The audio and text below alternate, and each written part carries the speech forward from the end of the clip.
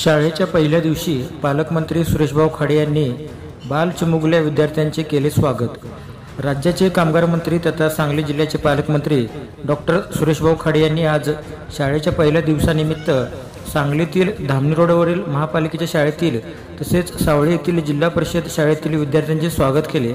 यावेळी विद्यार्थ्यांना शालेय गणवेश व पुस्तकांचे वाटप करण्यात आले। यावेळी बोलताना नामदार सुरेशभाऊ खाडे म्हणाले, बदलत्या काळानुसार महापालिका शाळा व जिल्हा परिषद शाळा पूर्णपणे बदलत चालल्या आहेत। यामुळे मराठी माध्यमाच्या शाळेकडे विद्यार्थ्यांचा ओढा वाढलेला आहे। यासाठी सर्व शिक्षक, पदाधिकारी व कर्मचारी वर्गांचे कष्ट देखील तितकेच महत्त्वाचे आहे, असे गौरवोद्गार काढले। या कार्यक्रम प्रसंगी खासदार विशालदादा पाटील, जिल्हा परिषदेच्या मुख्य कार्यकारी अधिकारी तृप्ती दोडमिशे, मिरज पंचायत समितीचे माजी सभापती अण्णासाहेब कोरे, माजी नगरसेवक विजय घाडगे आदींसह इतर मान्यवर यावेळी उपस्थित होते।